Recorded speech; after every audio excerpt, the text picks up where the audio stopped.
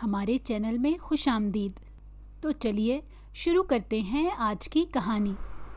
कब्रिस्तान में चारों तरफ घुप अंधेरा था। हर तरफ सन्नाटा छाया हुआ था। दूर दूर तक एक दहशत फैली हुई थी जिसने पूरे इलाके को अपने घेरे में ले रखा था। कब्रिस्तान के इर्द गिर्द का सारा इलाका खौफनाक सा मंजर पेश कर रहा था। तेज आंधी और तूफान ने पूरे कब्रिस्तान पर अपना रोब जमा रखा था और मैं उस वक्त अकेला कब्रिस्तान में एक कुर्सी पर बैठा इस खौफ के छट जाने का इंतज़ार कर रहा था। ना चाहते हुए भी मुझे कब्रिस्तान की नौकरी करनी पड़ रही थी। पढ़ा लिखा होने के बावजूद भी मैं इस खतरे में अपनी जान हथेली पर लेकर बैठा होता। इस कब्रिस्तान के बारे में मैंने बहुत सी बातें सुन रखी थी। जितना बड़ा कब्रिस्तान था उतनी ही बड़ी उसकी कहानी भी थी जो गांव का हर बंदा बयान करता था। लेकिन मेरी मजबूरी थी यहाँ काम करना। मैं कब्रिस्तान में ही रहता था। कब्रिस्तान में छोटा सा एक कमरा मुझे दिया गया था जहाँ मेरी रिहाइश थी। कब्रिस्तान में सोए हुए हर मुर्दे की हिफाजत करना मेरी जिम्मेदारी थी और मैं अपनी जिम्मेदारी बखूबी निभा रहा था। जब मुझे इस कब्रिस्तान की नौकरी मिली तो मुझे गांव के काफ़ी लोगों ने उस कब्रिस्तान में नौकरी करने से मना किया। सब ने कहा, तुम हसीन व जमील नौजवान खूबसूरत हो और जिस तरह का खौफ व हिरास इस कब्रिस्तान ने पूरे गांव में फैला रखा है, हम तुम्हें कभी भी यहाँ नौकरी करने की इजाज़त नहीं देंगे। और मुझे नौकरी की अशद ज़रूरत थी, इसलिए मैंने ज़िद करके ये नौकरी हासिल की। गांव वालों के लाख मना करने पर भी मैंने इस नौकरी के लिए हामी भर ली। मेरा तो रोज़ का काम था कब्रिस्तान में दिन रात गुजारना। मैं तो किसी भी दिन छुट्टी नहीं करता था और मिलती भी नहीं थी। मैंने 1 माह के बाद अपने घर जाना होता था, वो भी कभी कभी मौका मिलता था। कभी तो उस दिन भी कोई ना कोई मुर्दा दफनाने के लिए कब्रिस्तान में आ जाता था जिसे दफनाना होता था। पहले मुझे इस काम से बहुत खौफ आता था क्योंकि मैंने कभी इस तरह का काम किया ही नहीं था और मैं तो कभी फौतगी भी हो जाती तो मुर्दे को कभी कब्र तक में उतारने का हौसला नहीं रखता था।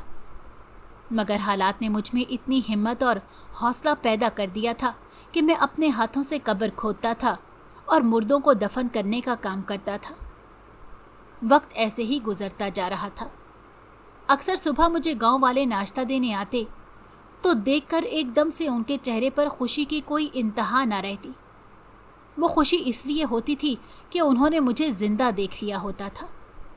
गांव वाले कहते थे कि हम तो रोज़ तुम्हें इसलिए देखने आते हैं कि शुक्र का कलमा अदा कर सकें कि तुम ठीक और सही सलामत हो। और रात को भी गांव के कुछ लोग मुझे खाना देने आते और मुझे जिंदा देखकर ढेर सारी दुआएं देते कि शुक्र है तुम ठीक हो।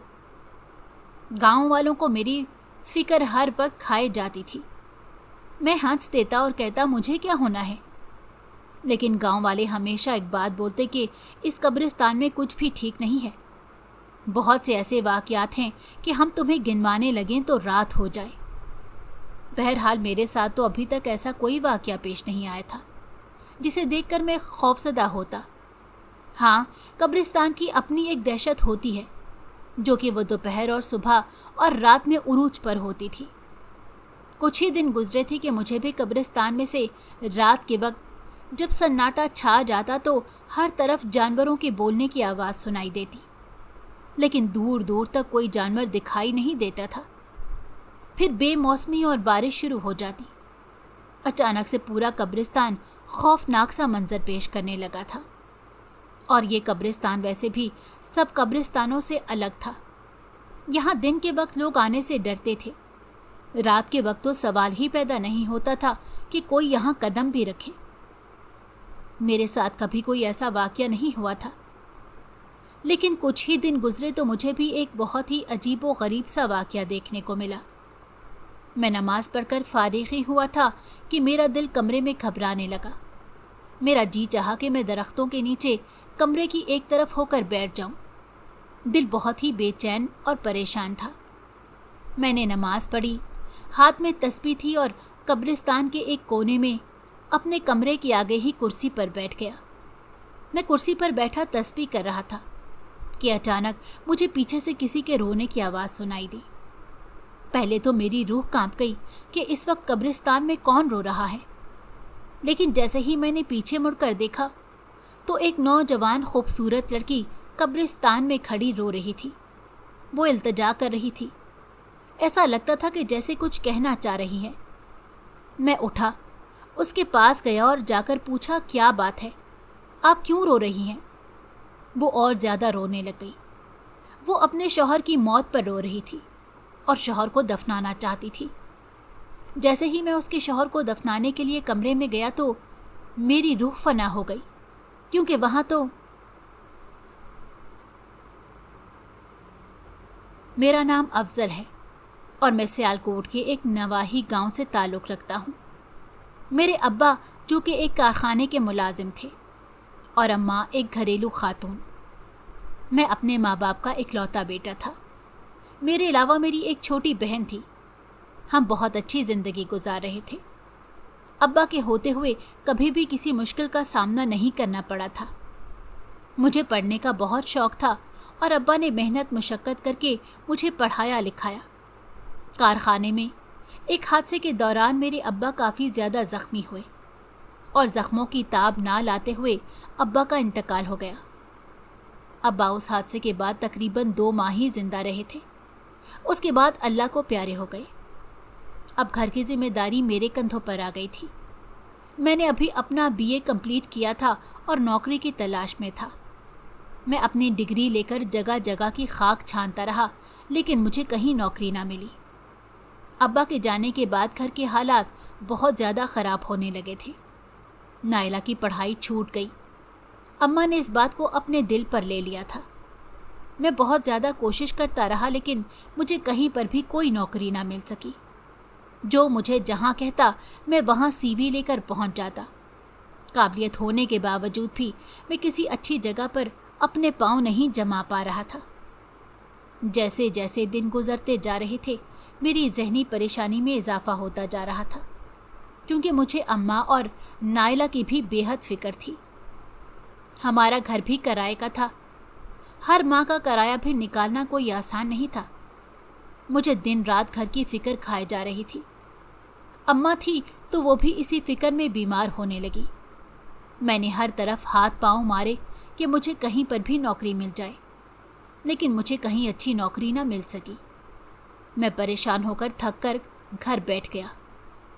एक रात मैं दूध लेने के लिए दूध वाली दुकान पर गया तो वहाँ कुछ लोग बात कर रहे थे कि साथ वाले गांव का गोरकन था, वो किसी हादसे में मर गया था। अब उस गांव में कब्रिस्तान के लिए किसी गोरकन की ज़रूरत थी। तनख्वाह मुनासिब थी। मेरे कानों में जब ये खबर पहुंची तो मैंने सोचा कि इतनी तगोदो कर ली है, कहीं पर भी मुझे काम नहीं मिल रहा, तो क्यों ना मैं गोरकन की नौकरी कर लूं। मैंने घर आकर अम्मा से जिक्र किया, लेकिन अम्मा ने मुझे साफ इनकार कर दिया। अम्मा ने कहा, मेरा पहला बेटा है और मैं कभी भी तुम्हें ख़तरे की किसी भी जगह पर जाने नहीं दूंगी। एक तो तुम जवान और ख़ूबसूरत हो, और ऐसी जगह पर कोई ना कोई मामलात ऐसे होते हैं जहाँ ज़िंदगी में परेशानियों का सामना करना पड़ता है, और मैं तो तुम्हें 1 मिनट के लिए भी अपनी आंखों से ओझल नहीं कर सकती, और तुम साथ वाले गांव जाने की बात कर रहे हो।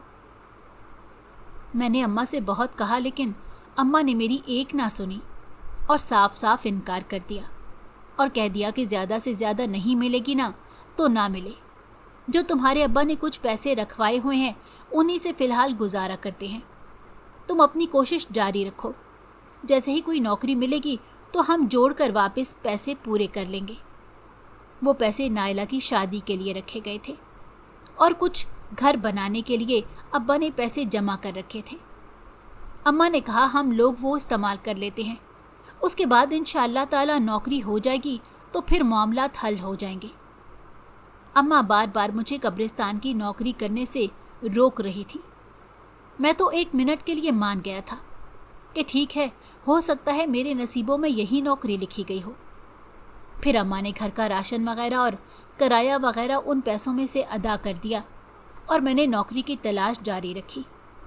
शहर, गांव, हर जगह मैंने हाथ पांव चलाए, लेकिन मेरी कहीं पर भी अच्छी नौकरी तो क्या, बुरी नौकरी भी नहीं लग रही थी।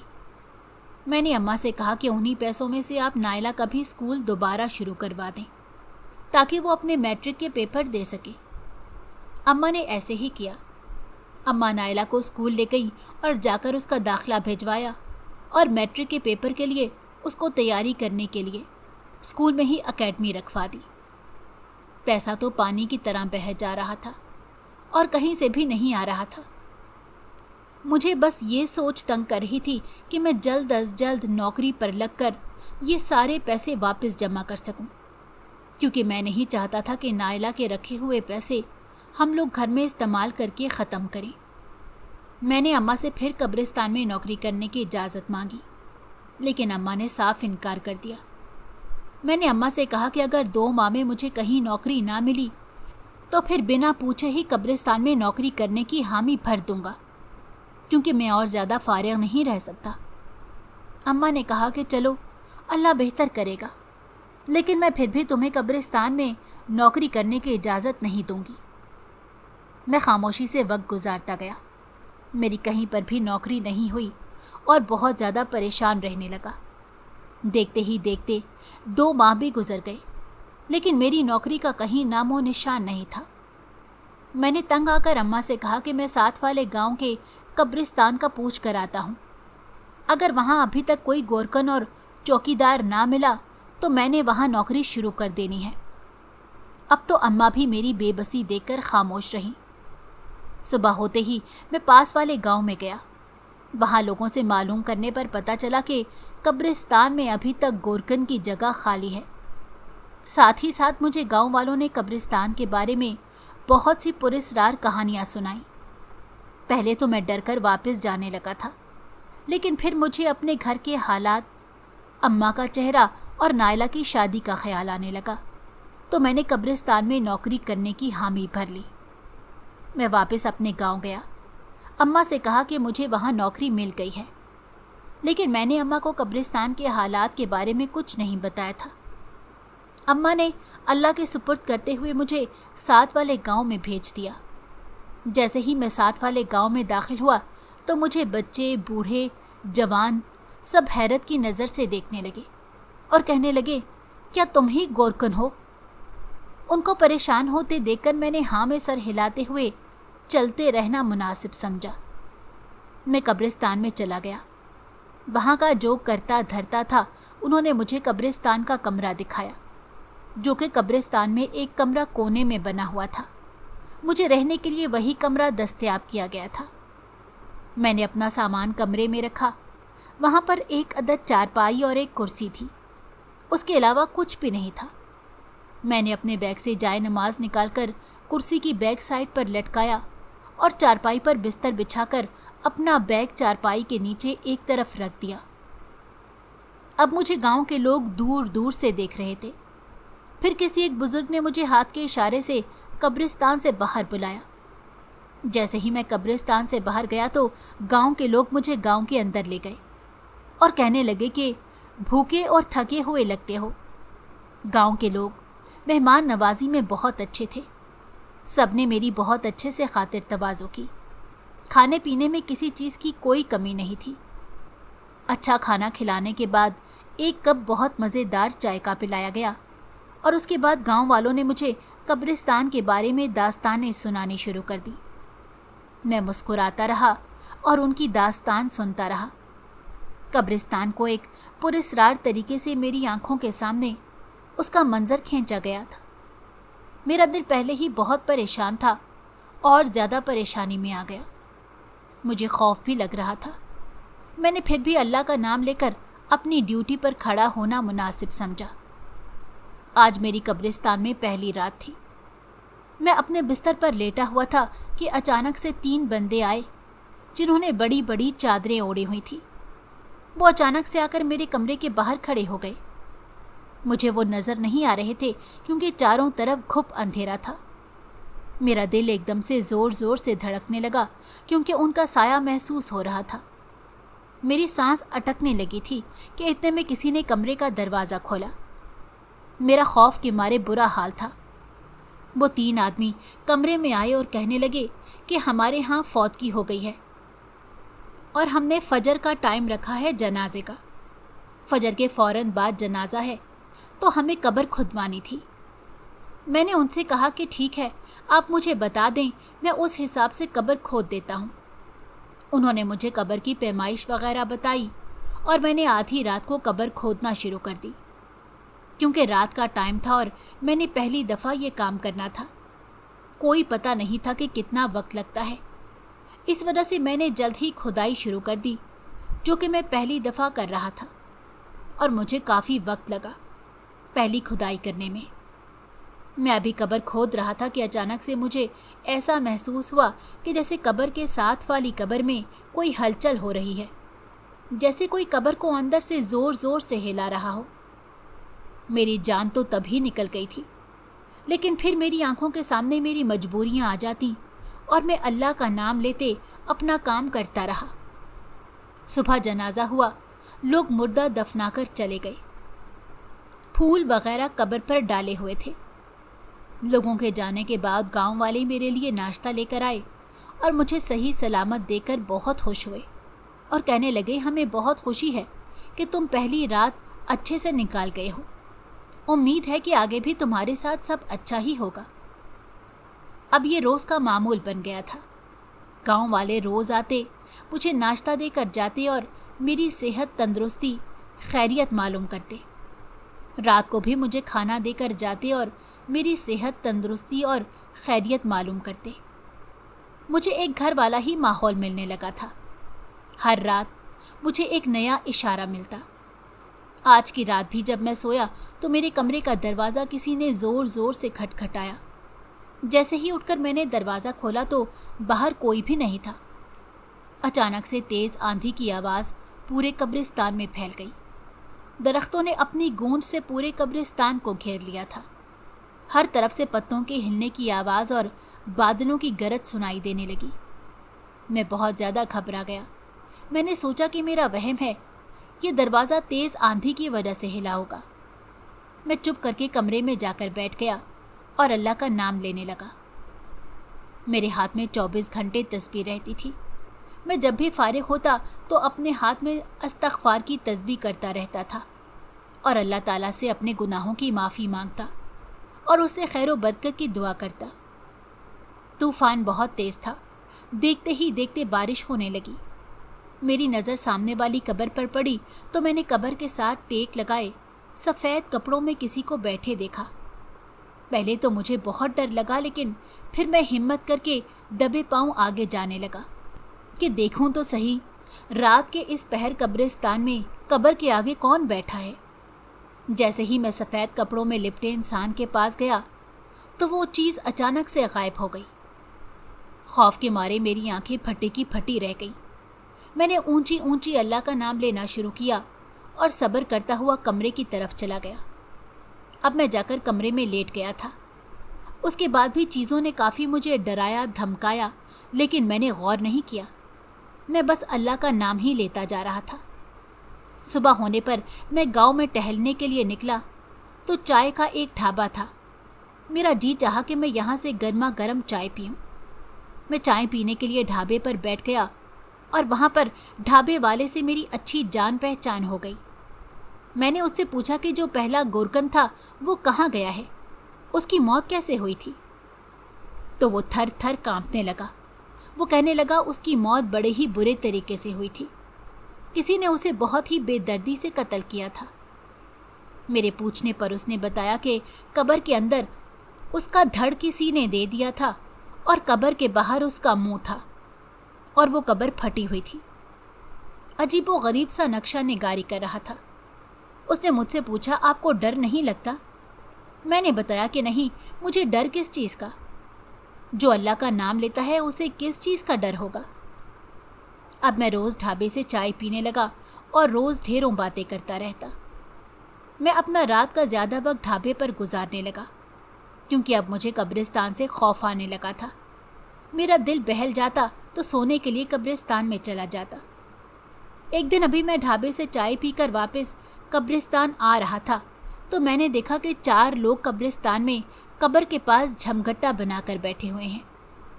मैंने जैसे ही जाकर देखना चाहा तो वो कोई नशई थे जो कि चर्स का नशा कर रहे थे।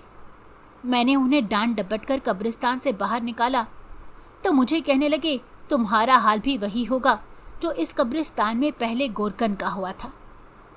वो अपनी तरफ से मुझे डरा धमका रहे थे, पर मेरे ऊपर उनकी किसी भी बात का असर नहीं हो रहा था। मेरा काम था उन्हें कब्रिस्तान से बाहर निकालना, सो मैंने उन्हें कब्रिस्तान से बाहर निकाल कर ही दम लिया। दिन ब दिन कब्रिस्तान के बारे में अफवाहें बढ़ती जा रही थी। मेरा जी चाह रहा था कि मैं एक दफ़ा अपनी माँ और बहन से मिलकर आ जाऊं। न जाने क्यों ऐसा लगता था कि ज़िंदगी बहुत कम रह गई है। शायद ये उसी खौफ का नतीजा था। मैंने गांव वालों से अपने गांव जाने की इजाज़त ली तो मुझे सिर्फ एक रात की इजाज़त मिली। मैं एक रात के लिए अपने घर चला गया। जैसे ही मैं अपने गांव पहुंचा तो अम्मा मुझे देखकर बहुत ज़्यादा खुश हुई। नायला भी मुझे गले मिलकर बहुत ज़्यादा खुश हुई और रोने लगी। कहने लगी, भैया आप कहाँ चले गए हैं हमें छोड़कर।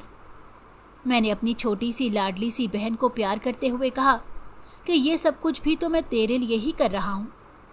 मैं अच्छा कमाऊँगा तो अपनी बहन को अच्छा खिलाऊँगा।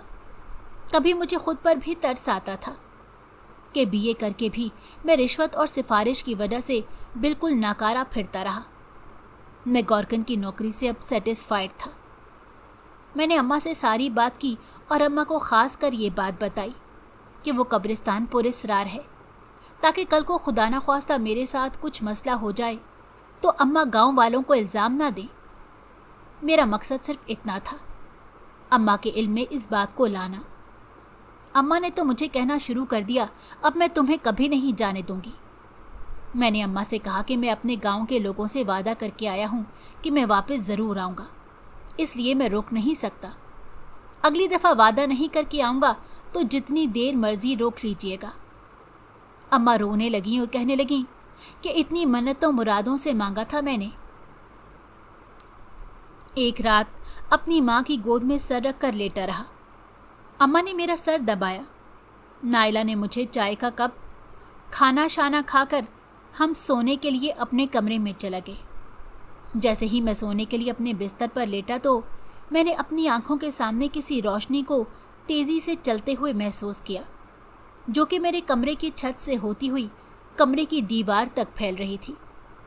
पहले तो मैं डर गया, लेकिन फिर मैंने सोचा कि जब मैं ऐसी जगह पर नहीं डरता जहाँ पर मुझे हकीकत में डरना चाहिए, तो ये तो फिर मेरा अपना घर है, यहाँ पर किस चीज़ का डर।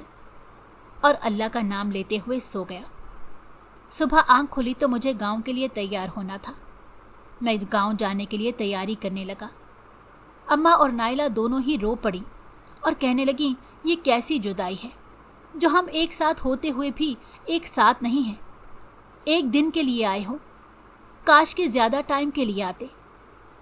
मैं अच्छे से अपने हाथों से अपने लाल को खिला तो लेती। मैंने अम्मा से कहा कि कोई मसले वाली बात नहीं है, अभी तो 1 माह में चक्कर लग ही गया है। नेक्स्ट में इंशाल्लाह मैं दुआ करूँगा कि जल्दी चक्कर लग जाए। मैं अम्मा को तसल्लियाँ देते हुए गांव के लिए रवाना हुआ।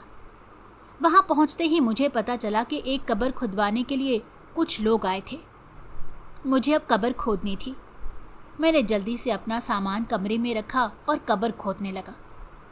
आज तो मेरे साथ एक अजीब सा वाक़या हुआ। मैं जैसे जैसे कब्र खोद रहा था, कब्र वैसे वैसे दोबारा से बढ़ती जा रही थी। इस चीज़ ने सबको खौफो हिरास में मुब्तला कर दिया था। सब डर के कब्रिस्तान से बाहर निकल गए, लेकिन मैं अपने कदमों पर पक्का रहा और मुसलसल खुदाई करने में मगन रहा। कितने घंटे खुदाई करने के बाद भी वो कब्र फिर से बढ़ती जा रही थी। ऐसा लगता था जैसे कोई ताकत खुदाई की हुई मट्टी बार बार कब्र में फेंके जा रही है। मौलवी साहब को बुलाया गया और पूछा गया कि ये कब्र यहाँ पर नहीं खोदने दे रही। पता नहीं कौन सी अनजानी ताकत है जो यहाँ पर कब्र खोदने नहीं दे रही। मौलवी साहब ने कहा कि आप जगह तब्दील करके कब्र खोद लें। मौलवी साहब के कहने पर मैंने जगह तब्दील की और नए सिरे से कब्र की खुदाई शुरू कर दी।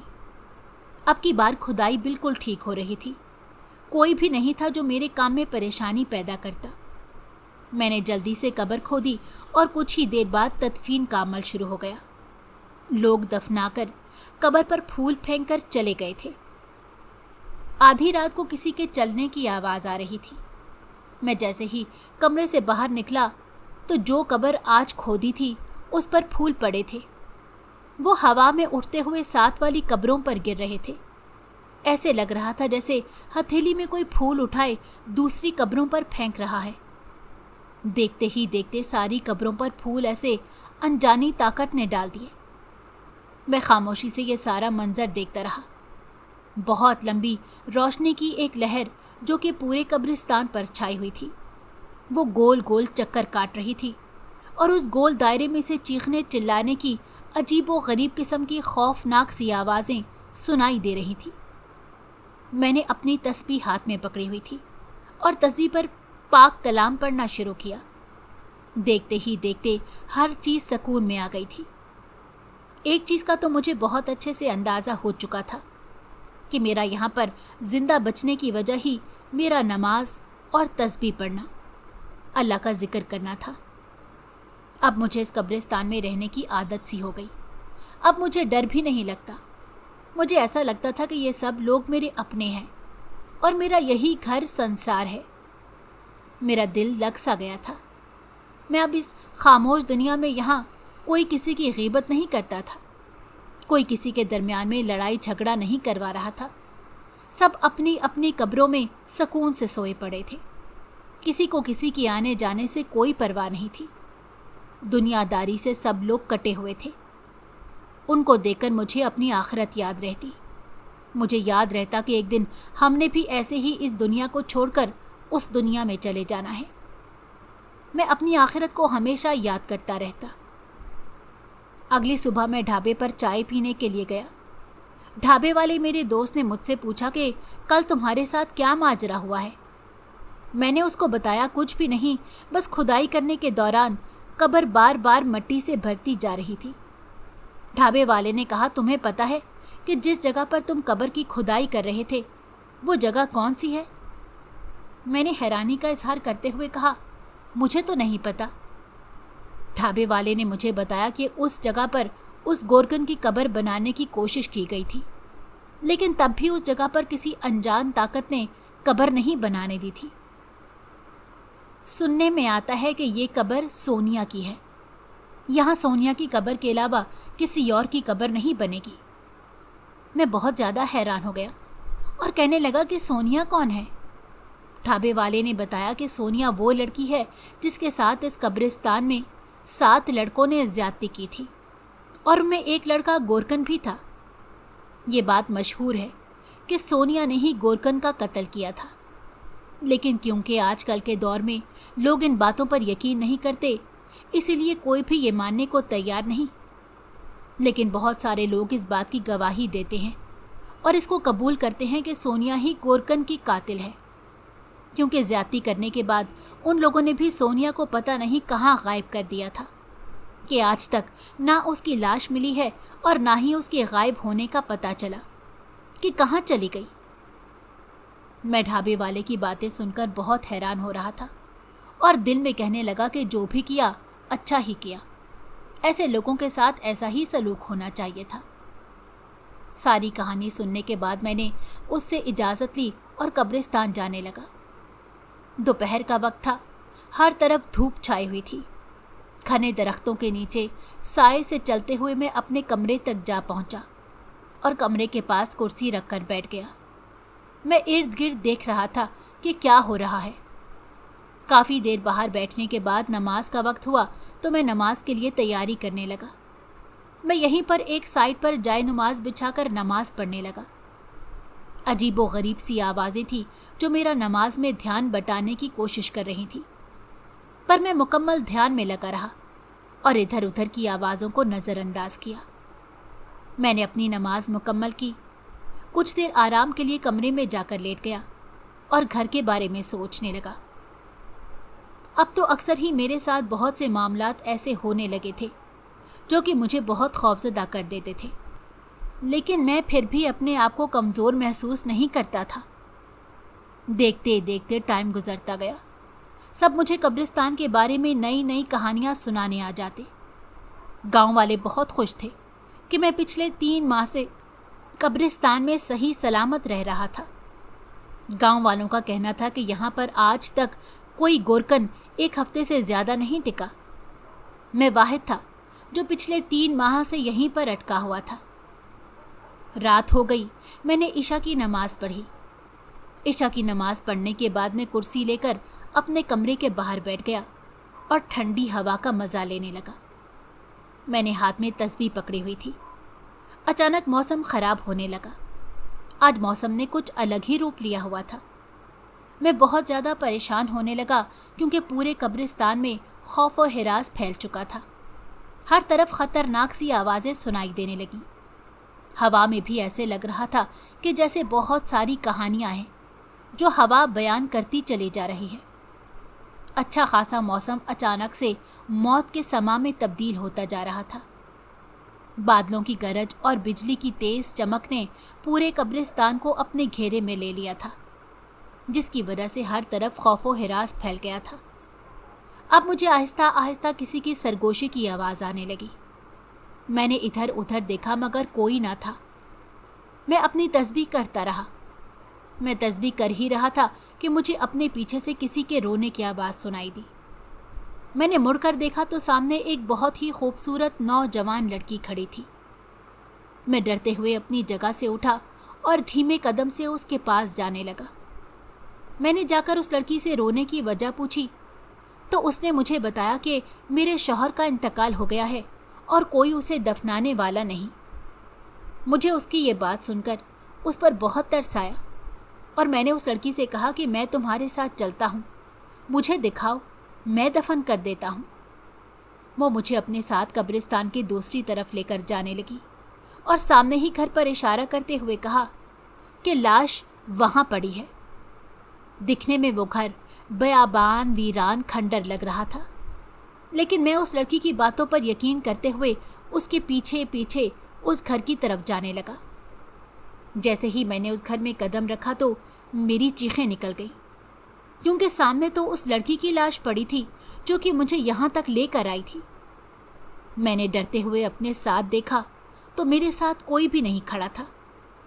जैसे ही मैं घर से बाहर निकलने लगा तो घर का दरवाज़ा बंद हो गया और चारों तरफ से शोर शराबा और चीखों पुकार शुरू हो गई।